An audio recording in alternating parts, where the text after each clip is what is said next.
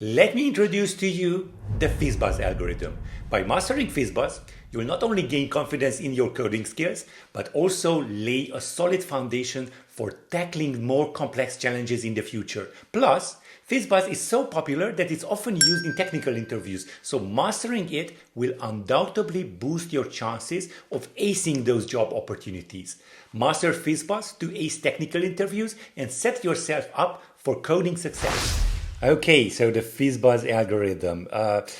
Go ahead and check it out at leetcode.com/problem/fizz-buzz, or just search for it. And this is what you're given. Let's dissect what we have to do here. I know it's an easy problem, but for those who haven't encountered it and who haven't done much algorithms, it could be daunting. But so fret not, we are going to solve this today. So given an integer of n, return a string array, an answer, one indexed, meaning that it starts off with 1, where the answer I equals FizzBuzz if I is divisible by 3 and 5. The answer at I should be Fizz if I is divisible by 3. And the answer I should be Buzz if I is divisible by 5. Otherwise, if none of the conditions are true, then just stringify the int value and provide that. For example, here we have our examples. For input 3, we have 1, 2, and 3. Those are the numbers that we get. You have for the string the answer 1 as a string, 2, and then Fizz because 3 is divisible by 3. For input n of 5, you have 1, 2, Fizz, again, 4, and then Buzz because 5 is divisible by 5, of course. And then here's our last example. For 15, we have 1, 2, Fizz because 3 is divisible by 3, 4, Buzz, 5 is divisible by 5, Fizz because 6 is divisible by 3, 7, 8, Fizz because 9 again is divisible by 3, Buzz because 10 is divisible by 5, 11, Fizz because 12 is divisible by 3, 13, 14, and FizzBuzz because 15 is divisible by both 3 and 5. So this is the algorithm that we need to build out. And we are going to provide it right over here. But because I do like auto-completion from Xcode, I'm going to actually use playgrounds for this. It's much easier to type for me. Ace technical interviews with ease. Join ALGOCAMP now. Through this program, you'll gain in-depth knowledge and hands-on practice to confidently tackle even the toughest interview questions. Learn data structures and algorithms, gain hands-on experience, and get expert guidance to excel your career. Don't miss this opportunity to boost your skills and conquer top-tier company interviews. Enroll in ALGOCAMP today. The link is down in the description. So, first off, I'm going to copy out the function and let's just have Control I to indent everything, and I'm going to say FizzBuzz for, let's just start off with 3. Okay, so now we are just going to return an empty string array, so we don't have any warnings. So what are we going to do? How could we approach this problem? Well, basically we need to have an array returned, so let's try to figure out what that array should be. Arrays they are not fixed size by default, but because we do know n right over here, we can create a fixed size array which will help us in terms of space complexity. So let's create a result, for example. It will be an array of strings, of course, an array of strings, and we are going to create it with the array repeating and count initializer. So we are going to add an empty string for each element over there, and the count, well, it's n. So now we can just simply return our result. There we go. And if we run this, we will see, well, actually var, yeah, it should work as expected. Let's just build again. Let's see what's going on over here.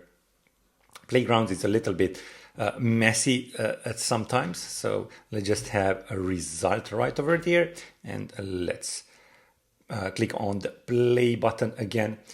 Okay, so here we go. Let's take a look at this array. So 3 elements, and all of them have empty strings there inside them. So yeah, it was really great, but this is not what we want by far. So how could we go through all of the elements and see if they are divisible by 3, 4, or by 3 and 4, and otherwise just return that n value. So for that, we're going to use, of course, a for loop, for I in, and we're going to start off with 1 because this has to be a 1 indexed. So 1 all the way up to n. So we are just going to iterate through those numbers.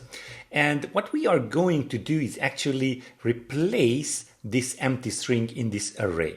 So let's have this value of type string, which will be, again, an empty string. And according to the cases that we are going to build out in just a second, we are going to change that value.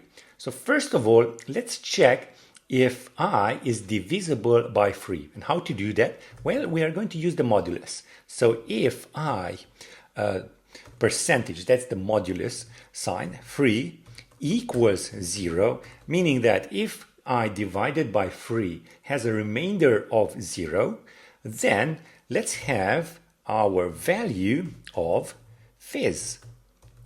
Okay, so yeah, we are going to have a value of fizz, but as you can see, it's not used. And therefore, we are going to say the result array at I minus 1, because I is starting off from 1, as you see right over here. And of course, arrays are having indexes starting from 0. So the result at that index should be our value. Okay, so now let's click on the play button right over here, and let's take a look at our array. So you see empty strings, and then fizz, because 3, again, this is the index, it's not the actual number. This is the index of the array. So this should be 1, 2, and 3. 3 is divisible by 3, so therefore we just have fizz there. Okay, so let's do kind of the same thing for checking for numbers that are divisible by 5. So if I modulus 5 equals 0, we should have buzz in here. This would be your first reaction. But actually, if it is divisible by 3 and 5, then this if statement would replace fizz by buzz, which is not the case. We should have FizzBuzz then. Therefore, we should just append to the value the buzz. And let's just go and see if we have 5 right over here. Let's build that one more time. Let's see if buzz is there. You see fizz for 3 and buzz for the 5 value. And finally, let's just go for 15 so we can actually see that fizz buzz. Let's see that. Well, we want to build it again. Let's see it. So fizz buzz, fizz. That's right. And the last should be FizzBuzz. Really, really great. Finally, we want to take care of these empty strings. So if the value, let's just have, if the value is not changed at this point, so it's not fizz nor buzz or FizzBuzz, so it's still an empty string, then we should replace that value to the stringified version of that int value. So we are going to use string interpolation there. And finally, let's build that one last time. And let's take a look at it. 1, 2, fizz, 4, buzz, fizz, and everything is as expected. Okay, so now let me just copy all of this out. Let's go back to lead code and paste it in. And yeah, I can see that indentation is not that great over here. So I'm going to select all of those and hit tab over there. And let's run this. Let's see if it goes through all of the test cases. There we go. It's accepted. Well, runtime is set to 0 milliseconds, but of course that's impossible. We are going to submit and see all of that. So case 1 is great. Case 5 is still, and case 3 is as expected. Okay, so now it's time to submit. And let's see what we got here. Real great. So runtime 31 milliseconds. I also got 15, 18 milliseconds, but this is really, really great because it beats 82.33% of users with Swift, you know, all of the accepted solutions. And memory, well, at this time it was a little bit higher, so it's 14, nearly 15 megabytes. Well, okay, it beats only that, but in other cases, I found this to be also exceptional.